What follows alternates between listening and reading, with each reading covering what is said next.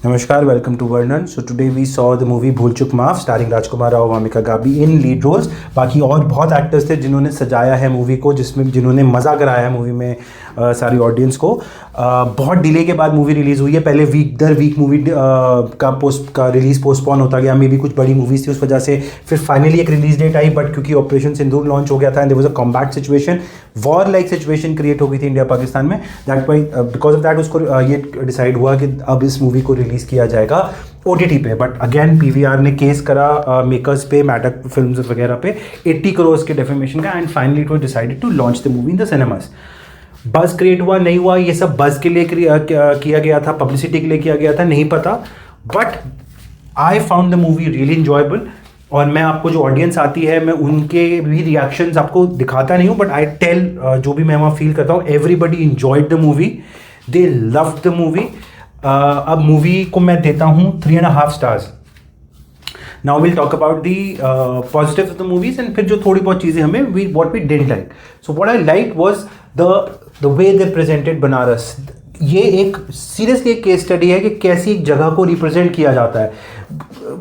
Red 2 में राजस्थान या वो जो भी जगह थी उसकी कोई फील ही नहीं आई, खुशबू नहीं आई जगह की। इस मूवी में बनारस की इतनी प्यारी खुशबू आती है। हालांकि काशी विश्वनाथ टेम्पल के नहीं है इसमें दर्शन, BHU जो खुद एक इंटेग्रल पार्ट है बनारस का, उसका भी कोई उसका रेफरेंस है बट वो दिखाया नहीं गया है। बट स्टिल बनारस की गलियां, बनारस का खाना, बनारस के घर, पुरानी हवेलियां इतनी प्यारे तरीके से दिखाई हैं, इतने प्यारे तरीके से दिखाई हैं, you will actually fall in love with that place and you would want to be there. तुम्हारा मन करेगा वहां जाने के लिए। हमारे कल्चर को इतने अच्छे तरीके से दिखाया गया है, प्रीस्ट वगैरह की इंपॉर्टेंस वो इतने अच्छे तरीके से दिखाई गई है, गीता ज्ञान इतने अच्छे तरीके से दिखाया गया है।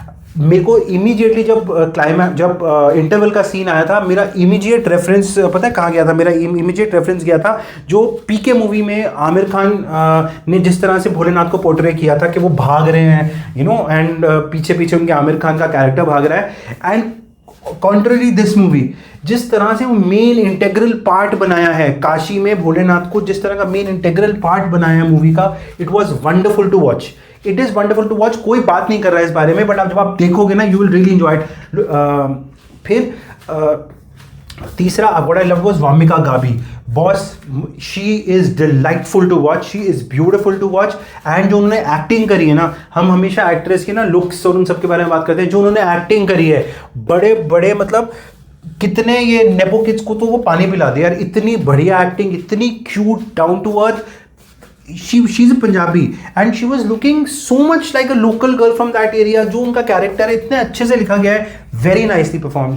Needless to say Rajkummar Rao उनके लिए तो like back of the hand जो वो कैरेक्टर था बहुत अच्छे से पोर्ट्रे करा गया है। बाकी जो साइड कास्ट थी एब्सोल्यूट लवली। सो सॉन्ग्स आपको ऐसा लगेगा फर्स्ट हाफ तो म्यूजिकल है, हर 5 मिनट में गाने आ रहे हैं, गाने इतने अच्छे पिक्चराइज हैं, इतना बढ़िया कोरियोग्राफी करी है। Banaras is looking so beautiful, it is so nicely done that you will actually fall in love with the movie. And comedy है, लाफ्स हैं, you will enjoy it, you will always have a smile on your face always through out. And second half में आपको लगेगा यार अब movie को peak पे लेगा, क्या होगा? सेकेंड हाफ उतना ही इमोशनली वेल बिल्ट है, लाफ्स भी हैं, इमोशनली वेल बिल्ट भी है, सॉन्ग्स भी हैं सेकेंड हाफ में भी हैं, and they are so nicely moulded into the story, so nicely moulded. आपको ऐसा लगता है कि ये एक कंटिन्यूस चल रहा है, ऐसे जबरदस्ती का गाना नहीं आ गया कि जबरदस्ती आ गया, आइटम सॉन्ग जबरदस्ती, एवरीथिंग जिसको कहते हैं ना पिरोया है मूवी के अंदर। तो ये है। अब क्या है, आप बहुत सारे मेरा ना बार बार मुझे अजीब लगता है जितने मैं रिव्यूज़ देखता हूँ यूट्यूब पे, एवरीबडी ना एजेंडा वाइज मूवी को वो कर रहे हैं, कुछ नयापन नहीं है, कुछ फ्रेशनेस नहीं है। क्या क्या नयापन होता है? जवान पठान में इन लोगों ने कसीदे पढ़ दिए थे, क्या उनके एक्शन सीक्वेंसेस कॉपीड नहीं थे? मतलब उनको एक अच्छी मूवी में जिसमें इंडियन कल्चर को इतने अच्छे तरीके से दिखाया गया है, जिसमें ट्रूली एक जैसे हमारी गंगा जमुनी तहजीब है उसको सही तरीके से ब्लेंड करके दिखाया गया है, इससे बढ़िया नहीं दिखा सकता था कोई। क्लाइमैक्स में दिखता है, सेकंड हाफ में आखिरी के आधे पौने घंटे में आपको दिखता है, इससे अच्छा वो इस मूवी की तारीफ नहीं करेंगे। OTT पे देख लेना, क्यों देख लेना OTT पे ब्रो? जो आपको बनारस लार्ज स्क्रीन पे देखने का मजा आएगा ना, जो हवेलियां देखने में मजा आएगा। लोग पुरानी दिल्ली की हवेलियां देखने के लिए स्ट्रीट वॉक्स के पैसे देते हैं, 5-5 हज़ार, 2-2 हज़ार। यहाँ मेरे को 300 रुपये की टिकट में कई कई जगह तो 100 रुपये की टिकट्स हैं, 40 रुपीज़ की भी टिकट्स हैं, मेरे को प्रॉपर इतनी बढ़िया फील के साथ देखने को मिल रहा है, मैं क्यों नहीं देखूँ? You should go and watch it on the big screen, this movie deserves a watch, you will enjoy, family के साथ जाओ, कुछ अश्लील नहीं है मूवी में, कोई डबल मीनिंग जोक नहीं है, कुछ नहीं है, तो it is a must watch. Parents को लेके जाओ, सबको लेके जाओ, गो enjoy yourself, light hearted movie है, 2 घंटे की है, मैसेज है, छुट्टियों में रिलीज हुई है, बच्चों को, एंड यू नो एक मूवी में इतना प्रिडोमिनेंटली गीता के सार की बात करी गई है। I don't remember any movie जिसमें इतना ज़्यादा गीता के बारे में बात करा गया हो।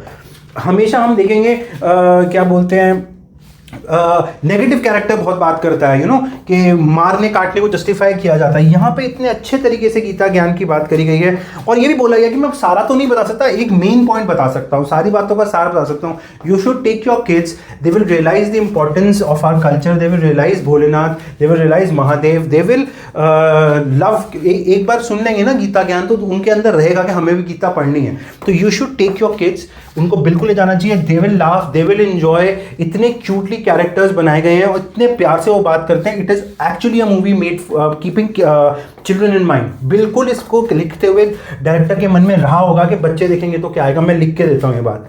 आप भी मूवी देखो, और जितने भी लोग बैठे हुए थे दे वर क्लैपिंग, दे वर लाफिंग। जब वो मूवी खत्म हुई ना, उसके बाद जो फेस पे एक्सप्रेशन होता है वो बताया था, एवरीबडी वॉज हैप्पी, एवरीबडी, मतलब उनको ये लगा कि हमारा जो 2 घंटा था वो बढ़िया इन्वेस्ट हुआ, and it's just a 2 hour movie. अब कुछ चीज़ें हैं जो अगर आप कहो कि क्या अच्छी नहीं लगी, तो जो भी इन्होंने वो टाइम लूप दिखाया है उसमें ना मतलब रेपिटेटिव है, लेकिन फिर भी चेंज हो रही है सिचुएशंस, तो वो उतना दिमाग लगाना नहीं है इसमें। बड़े बेसिक सिंपल स्टोरी है, जैसे पंचतंत्र की कहानी होती है ना, वैसे पंचतंत्र की कहानी है। एक बेसिक चीज़ आपको समझाई गई है मूवी में, और सेकेंड हाफ में थोड़ा सा स्लो हो जाती है, थोड़ी सी बोरिंग हो जाती है। प्लस जो क्लाइमैक्स है ना, क्लाइमैक्स में मुझे ऐसा लगा कि वो कैरेक्टर की बढ़ाई चढ़ाई दिखाई जाती है कि भाई आपने कोई बहुत बड़ा कमाल कर दिया, जबकि वो सिचुएशन के हिसाब से मजबूर हुआ था वो करने के लिए। उसने हर कोई तरीका ट्राई कर लिया, बट वो जो डिसीजन, जिसको इतना बड़ा डिसीजन, जिसके लिए उसकी इतनी तारीफ हुई, टफ डिसीजन था, तारीफ होनी चाहिए, बट जिस वजह से उसकी तारीफ हुई वो उसने मजबूरी में लिया। अगर उस पर वो मजबूरी नहीं आती तो वो डिसीजन नहीं लेता, राइट। सो क्या बोलते हैं, क्योंकि जब तक वो डिसीजन नहीं लेता तब तक वो बात ही नहीं आगे बढ़ती ना, तो इस वजह से मुझे वो थोड़ा सा एग्जैजरेशन लगा कि कुछ ज़्यादा ही उसकी तारीफ हो रही है। But do let me know how did you like the movie, क्या बोलते हैं, आप कमेंट्स करिए please. Subscribe to the channel. मेरा इंस्टाग्राम चैनल भी है वर्नल इनिशिएटिव के नाम से, उसको भी कर सकते हैं। उस पर रिव्यू रियल टाइम आ जाता है, मूवी देखते आ जाता है सुबह, मतलब as in when we see. YouTube पे थोड़ा टाइम लगता है, तो please follow me on Instagram also and जुड़े रहिए। Thank you so much.